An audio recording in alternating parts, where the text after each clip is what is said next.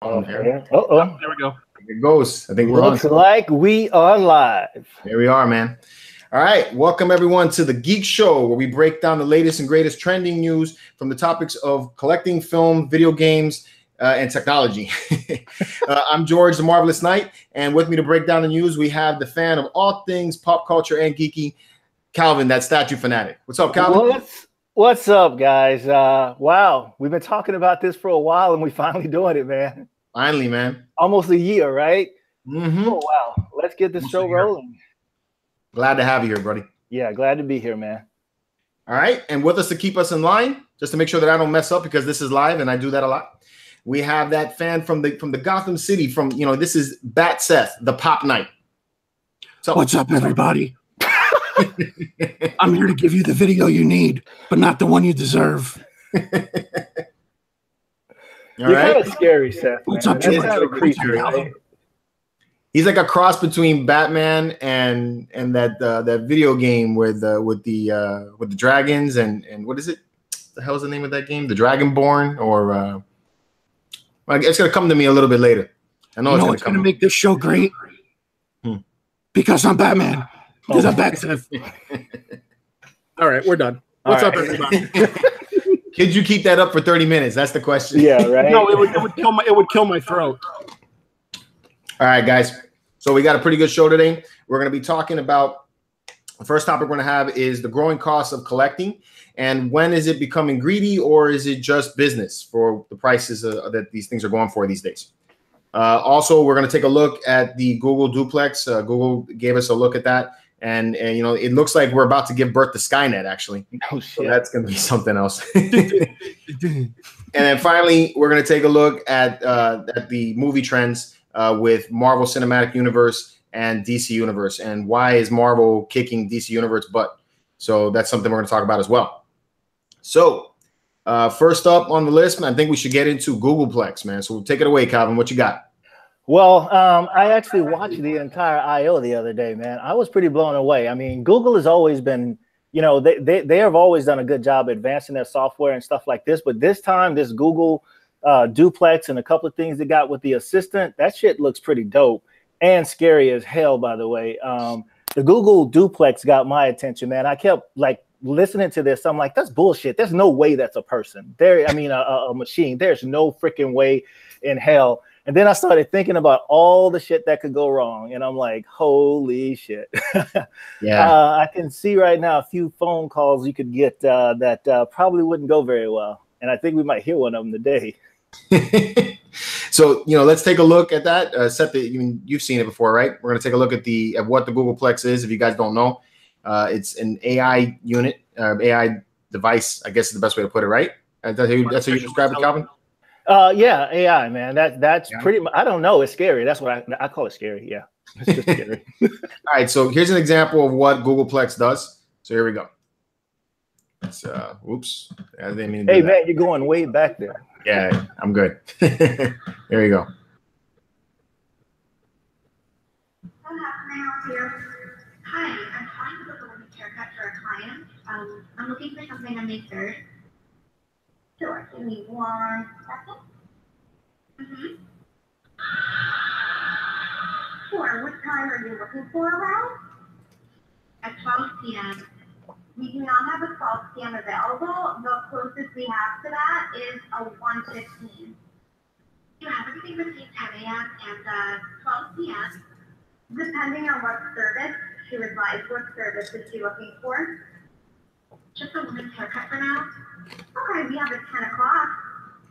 10 a.m. is fine. Okay, what's her first name? The first name is Lisa. Okay, perfect. So I will see Lisa at 10 o'clock on May 3rd. Okay, great. Thanks, great. Have a great day. Bye. All right. So that is basically what it is. Cancel that here for a minute. All right. So that's basically what the Googleplex is. You guys can see it's a pretty responsive AI system, right? It's pretty cool. It asked, it's funny because it asked a pretty open-ended question, like what kind of haircut? for a woman, I'm sure there's thousands of haircuts. So now this lady's going to go in there and they're going to be like, oh, I'm here to get, whatever style done. Oh, well, that's not what you requested on the phone. Damn you, Skynet, you win again. Oh, Franco, what's up, man, in the chat? She goes, it's going to be more like her in that case. We all are going to be fucking robots. Yeah, I agree with you, man. Yeah. I don't know, man. It's exciting, but at the same time, man, it's kind of that type of thing where it is just getting crazy what's out there. And if this is the stuff we get to see, man, I wonder what stuff we don't get to see. True. I'm pretty pumped about it. I have several Echoes in my house, and they control various functions like the lights on my display here. When I speak to Alexa, yeah, she responded. Damn it. That's the problem I have with it. So the Echo, my issues with it is a few things. One, if I'm having a conversation with somebody else and I'm not talking to her, then don't respond to me. That's number one. And then the other thing is that speaking to the Echo is like talking to a robot. You only have on and off switches. And what I liked about this Google Duplex is that it captured even the mannerisms of somebody speaking, like, the uhs and the ums, right, and that kind of thing. So, you can, I feel like you can actually have a conversation with them that seems more natural. You can walk in the room and maybe tell her, to turn off the lights, and she'll be, maybe give you a little sass. Like, I don't get enough of that from my wife, but, something. Yeah, that's another thing, man. They talked about Google Assistant too. And one of the cool things, because I can't say Alexa either because I got a few, but the same thing, if you could give it multiple commands at one time, well, you can't do that right now. So more of a natural like conversation. But I thought it was, if you didn't get a chance to see the entire presentation, it was pretty interesting, man. They rolled out a lot of stuff, man. It was pretty awesome. So just to let you guys see what could happen if Googleplex goes wrong, we have a little video here too. So here you go. Check it out. Hello? Hi, can I talk to Diane, please? Speaking. Hi, Diane. I'm calling on behalf of John to schedule an appointment. For what? The appointment for you to come pick up your belongings from John's apartment. Excuse me? John would like you to remove your belongings from his apartment. What are you talking about? I'm very sorry, but John has decided to end your relationship. Is this a joke? Put John on the phone. I'm sorry, John's not currently available. What? Where is John? I cannot believe this. This is bullshit. Mm-hmm. How does 10 a.m. sound? Are you fucking kidding me? Oh, if 10 a.m. is not available, what time is suitable for you? Fuck you! Hello? Hi, can I talk to Diane, please? Dude, I love that video. That was great. Franco in the chat is saying something too, man. That's really, it's thought provoking. He's saying something like, we don't talk to each other now enough. We don't send regular letters anymore, and we kind of do the internet thing. And now, that's one of the things that kind of scares me about some of the technology is that all the humanity sometimes in communicating with each other seems that it'll end up going out the window with this type of technology. There's great potential for it, but it seems like it could turn us all into these isolated people as well. And I think that's a good point that he's making. Yeah, it's just another means of just making us more lazier than we already are. I mean, hey, next thing you know, like what was it? George sent me the video about the robot dog. So I'm going to have a person do all my assisting for me, and then I'm going to have this robotic dog come and fetch me my beer. I mean, come on. How many steps is it to the fridge, people? I mean, really? Do we have that video of that dog? I saw that. I'd have to find it. I mean, I can find it, I guess. No, I saw that, man. I actually saw that the other day. That was pretty crazy too. But yeah, that is Google I/O, man. Yeah, it's cool. It's cool. I mean, it's gonna, just like anything, it's gonna have its flaws in the beginning, and then they're gonna work on it, and then it's gonna get to where it needs to be. But I don't know, man. Like to me, that whole video, even though it was a joke, I mean, could you imagine getting a message, be like, oh, hi, Seth, oh, hi, this is so and so, your wife Melissa wants a divorce. I mean, John, what's up, man? John, how can you respond to that? What's up, John? John says, technology, what is the devil? Google is the devil. Google's the devil. Google is the devil. Oh, that's great, though. I mean, imagine that. Some women call some men, cowards for breaking up on a text message. Now you're going to send Google Duplex to do it for you. That just takes it to a whole nother level. It's like, well, I thought it was more personal, Exactly. I felt it showed the heart that I lacked. Hey, wait, real quick though, before we move on, isn't there a movie that won an Oscar that is along the same lines? Yeah, it was Her. I didn't like that movie, man. It was weird. That was a strange one. Yeah. Yeah, that reminds me. That's just, I wonder if that's yeah.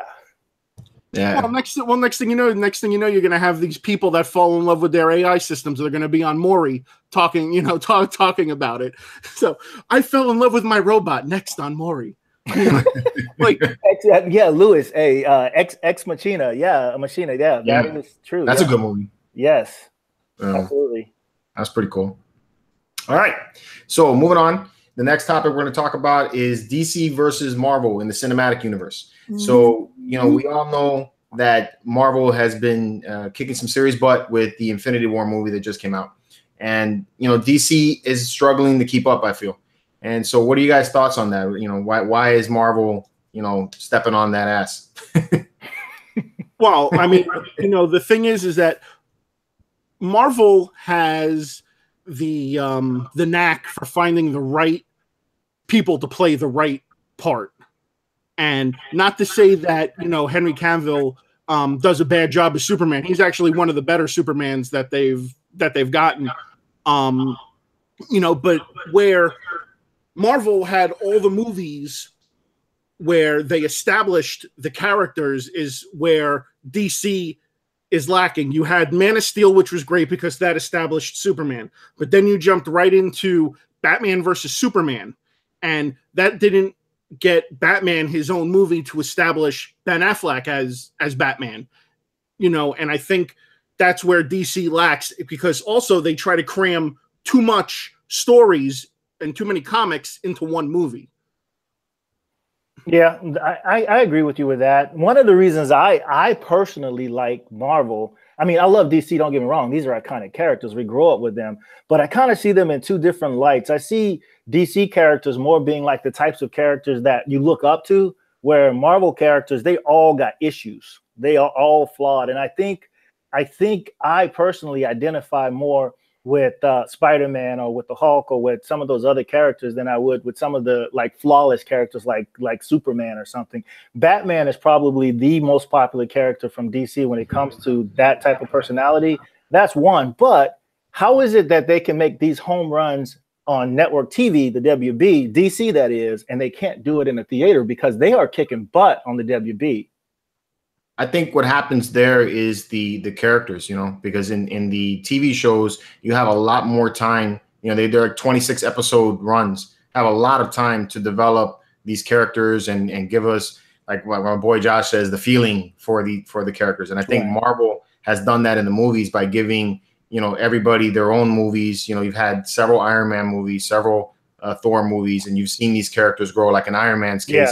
Yeah. He started as a playboy, and an alcoholic, and now, he's talking about getting married to Pepper Potts, and, he seems to have grown up, and I think that's kind of cool. And then, so you end up falling for these guys, or it sounds kind of wrong, but you end up feeling for these guys and their own personal stories, and that's what you like, and that's what you go for. You're like, man, what's going to happen? It's like when I went to Infinity War, I was like really nervous that Iron Man was gonna die. And I was like, man, you can't kill my boy. I like Iron Man, and that was gonna be like very hurtful for me to see that happen.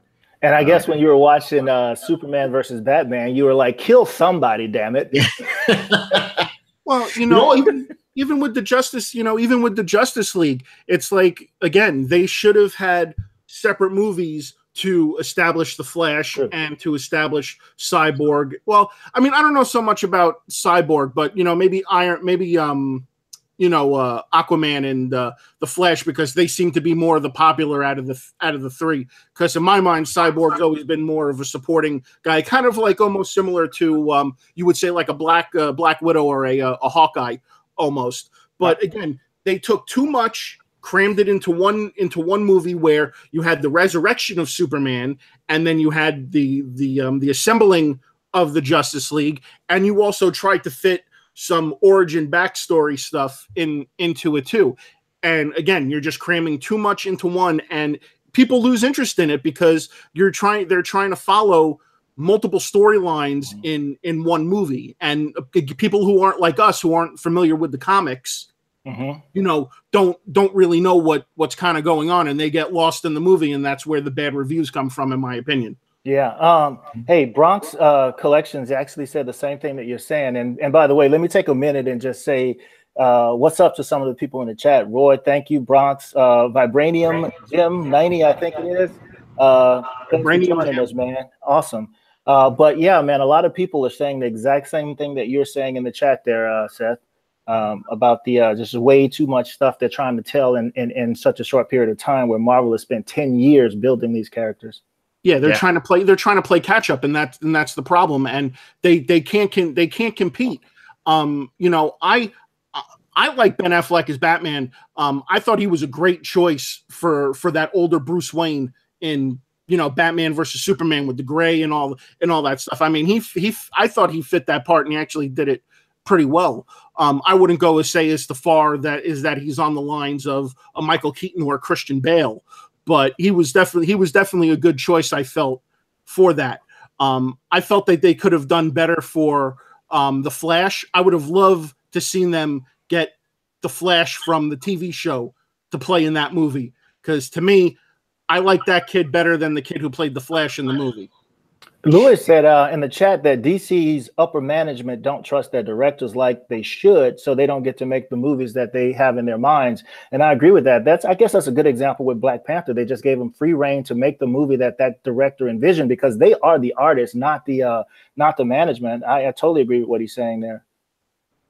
Yeah, that makes sense as well. And then to add on to what you were saying too about having the TV show Flash, I agree with you though on that one too, Seth. I think that the character from the TV show is great at the role. I also like the suit a lot better than I did from the movie. Yeah, the suit. And it's an opportunity because, like with Agents of S.H.I.E.L.D., I mean, Marvel even incorporates some of the movie's storyline into the Agents of S.H.I.E.L.D. TV show and vice versa. And I think that they could have done something like that with their growing universe that they have on the TV shows. And maybe even that'll give people the reason to watch those as well as the movies. So. Yeah. Hey, Zombie Johnny 75. Thanks for joining, man. I agree with what you're saying too. Johnny is saying that Zombie is saying that some of the DC movies are a little bit too clean cut, where they're PG, trying to appeal to a bigger audience, I think is what he's saying. But I mean, even when they try to go dark with Batman, it just doesn't seem to work as well. Like, Superman versus Batman wasn't a bad movie, but it still just doesn't work. The chemistry isn't there the way it is with Marvel movies. Yeah, I thought that dragged a little bit, the Batman versus Superman movie. Probably because they like what Seth said, they were trying to fit too many different storylines. But then you take the Batman Nolan series, those three movies, and I think those were excellent. Well, excellent movies, yeah. They did a great job with building up Batman, to become the Dark Knight, and then breaking him down in the second movie, and then building him back up for the third. Remember, good story. Yeah, man. Remember when those movies came out? That's what we all were thinking that they were doing. They were trying to build a universe the way Marvel did, and they just kept screwing it up. Yeah. With the exception of Wonder Woman, of course. But to me, Michael Keaton's always Batman. I'm sorry. Michael Keaton is forever always in my heart. Batman. Christian Bale, was okay, and Ben Affleck was okay. Michael Keaton, hands down, best Batman. Batman and Batman Returns were. And then of course when Schumacher had to take over and put nips on Batman, well, that was just the end of that. I don't know, man. I thought Batman Returns was got a little goofy there. It started like going back to like the 70s Batman with some of the weirdness that they do the Batusi. Yeah, that thing. Get the shark repellent. Hey, John, I agree with you, man. John's saying in the chat that the humor in the Marvel movies make them a lot better than the DC movies too. And depends on who you are, because some people didn't like the Thor Ragnarok humor, but most people don't realize, I guess, that Ragnarok, based on the Norse Thor was not that bright of a guy. They played him a lot accurately in terms of his origin, in terms of his wit and humor. See, I like Franco's comment. He's like, Martha. Hey, did we just become best friends? Yep. You want to go do karate in the garage? Yep. It's like, come on, man. It's like, really? Your mom's name's Martha too? Whoa, she's out of my mind. Everything's great now. We're no longer gonna fight each other. Yeah, that was kind of a weird way to turn that one around, huh? That's nuts. We got a lot of activity in the chats, man. Again, thank you guys for joining the new Tim Titans. I haven't seen that. The live action. That's his name. That's his name, man. I got tongue-tied there trying to say it, man. Welcome. Thanks for joining the chat, man. Woo. Yeah, that's a tongue twister. I know. I'm gonna say the new Tim Titans. All right. Over here with my rum. Come on, John. Do you really think Thor sucked? Come on. It yes, didn't suck. I agree with John. Thor was not really the greatest up until Ragnarok. Ragnarok took it to that place to where it had the humor. It held my attention, because there was also more supporting characters in Ragnarok than there were in the Dark World and the original Thor. Now, I liked Ragnarok. I thought Ragnarok was probably the best Thor out of all of them. It's not every day that you get to fly through the devil's anus. That's all I'm going to say. So. You just couldn't wait to say that. That's really what it is. I couldn't. I was chomping at the bit. I was like, someone bring it up so I could say devil's anus. Oh, my God. Oh, wow. Yeah, I really enjoyed Thor Ragnarok. I really wasn't expecting it to be that funny. It is really what it was. And it had a decent story, I thought. I do understand what people are saying, that they wanted it to be more dark. But then considering what they did at the beginning of Infinity War, I think now I like Ragnarok even more because, they brought you like from a high to a low real quick.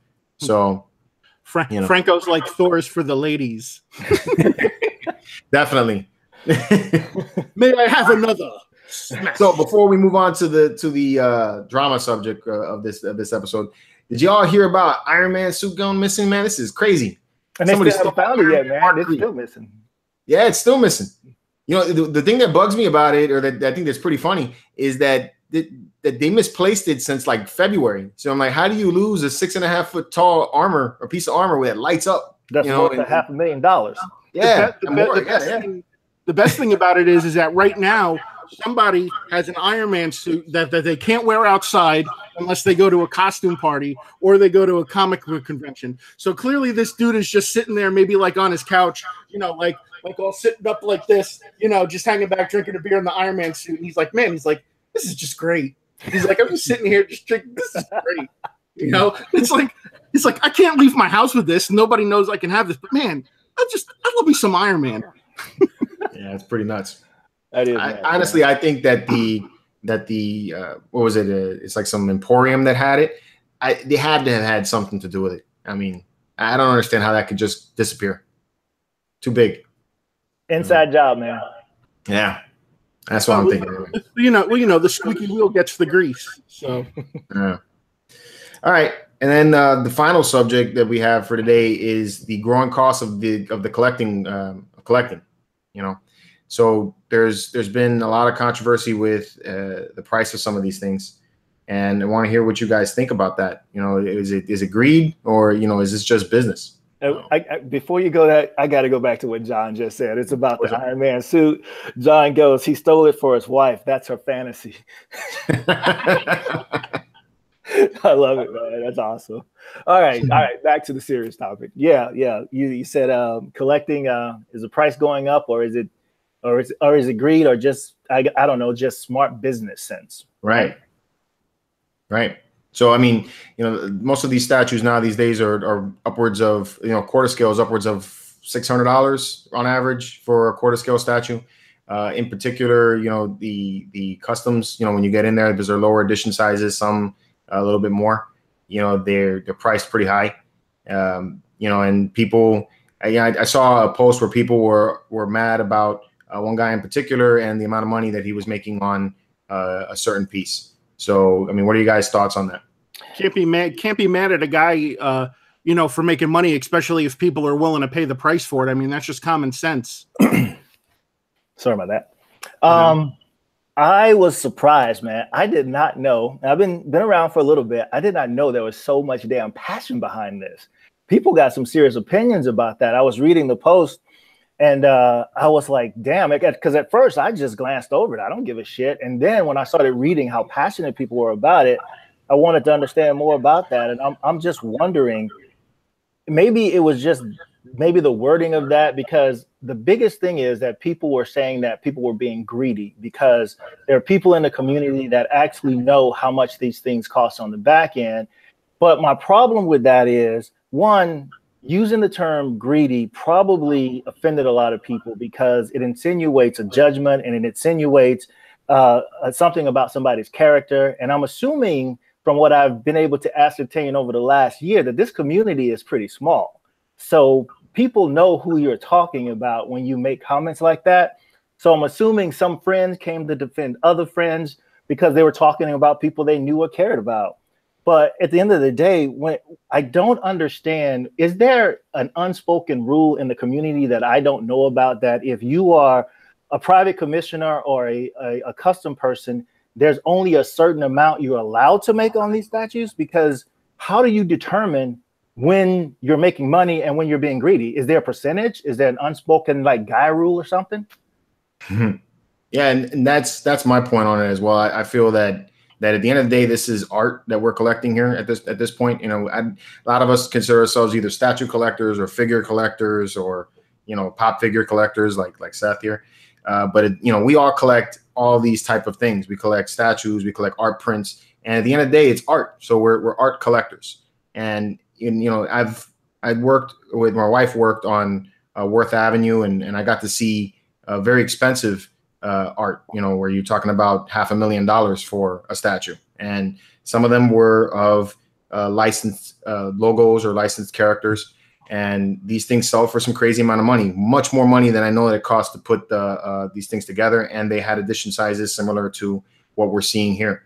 And I feel that what somebody values their art to be is a personal thing, and if they choose to price it at that, then that's their thing, and I'm not going to call you greedy because that's what you want to do.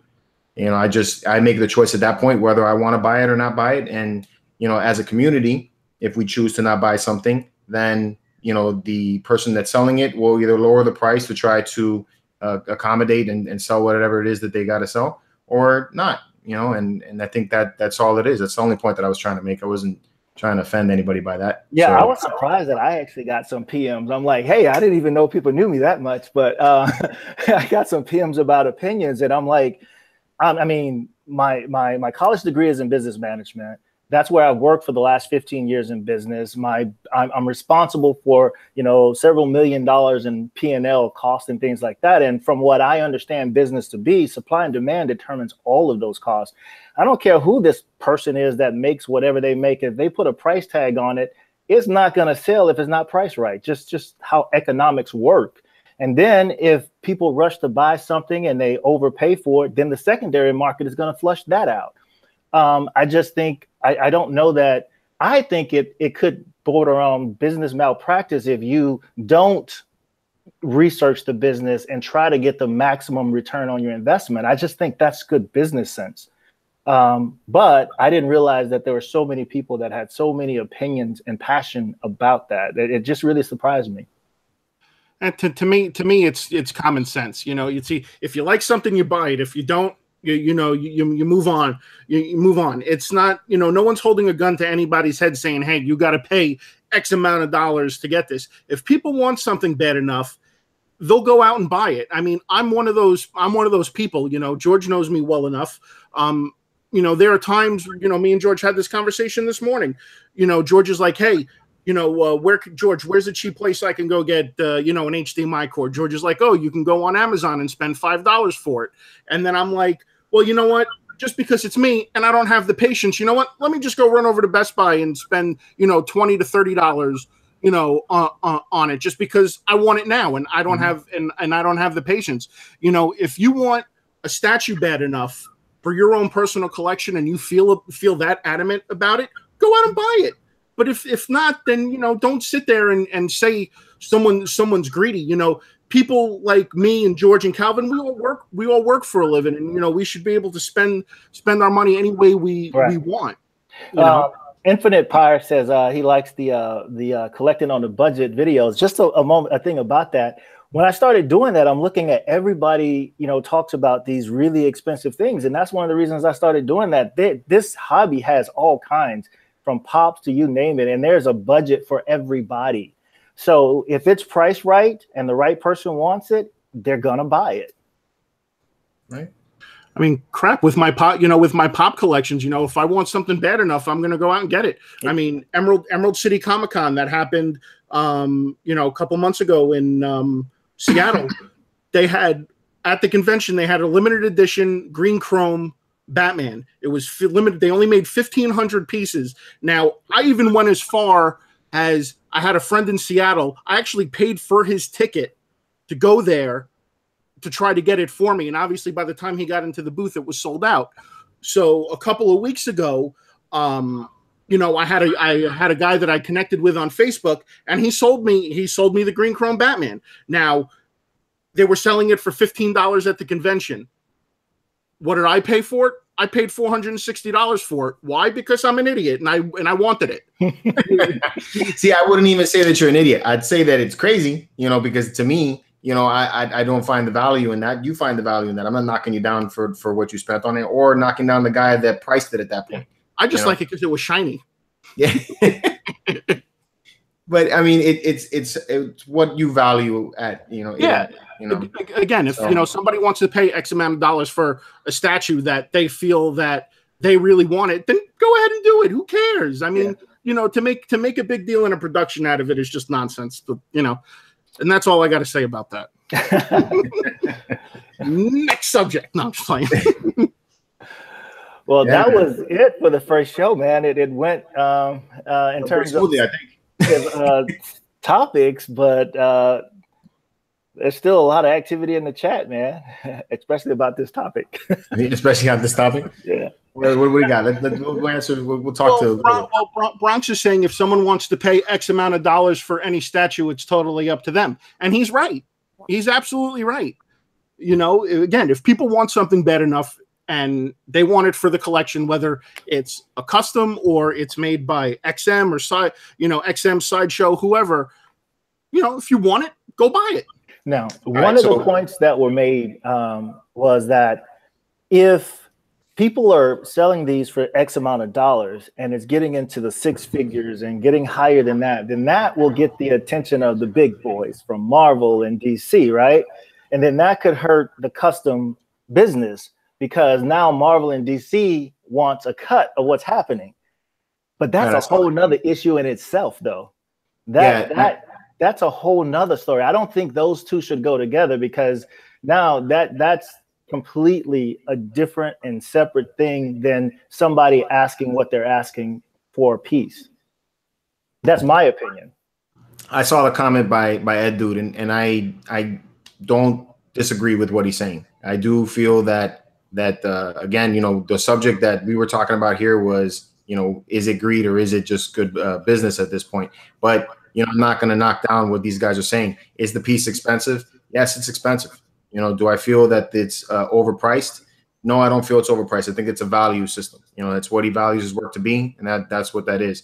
Can this have issues for him, or, you know, something like that, you know, was to get wind to these bigger companies? I feel that these bigger companies know about all this. Of course, Sideshow, XM Studios, all of these guys know about these custom guys. And you guys aren't hiding, you know. So I mean, the internet is out there. They can find anything they want to find if they pay enough money to find it. Yeah, so they got the lawyers to do whatever they need to do. But yeah, but that particular piece, if it were $300, it wouldn't be for me. I wouldn't even pay that for it because it's not my statue. It's not the one that I want. It's not the statue because that's not a character that I like. So for me, the value is definitely different. And there are other pieces out there that I probably would pay that much for because it means that much to me to get it. Right. Zombie Johnny 75. I agree with him wholeheartedly. I'll buy what I want. Price don't matter if I want it. You're right, man, because that's what I do. If I want something, I just throw money at it, and that's that, because, again, if I want something bad enough, I'll go out and get it. And, yes, Roy, that Ghost Rider I got autographed is freaking awesome. That Ghost Rider pop was awesome. It's actually autographed by the two creators of Ghost Rider. So it was actually pretty cool. That was another one of my my rare finds. So, all right. So that was the first episode of That Geek Show. I hope you guys enjoyed the episode. You can catch more episodes like this and others at mcecentral.com. I'll pop that back up there so you guys can see it again. There you go. Kind of just went away. Follow the bouncing ball, mcecentral.com. So, again, guys, thank you for joining us for this first episode. If you like more of these, definitely hit the like button, subscribe, catch more episodes like this one. We're going to try to do this every Monday. That's the plan anyway. So, until next time, keep marvelous, guys. Take care. Later, everybody.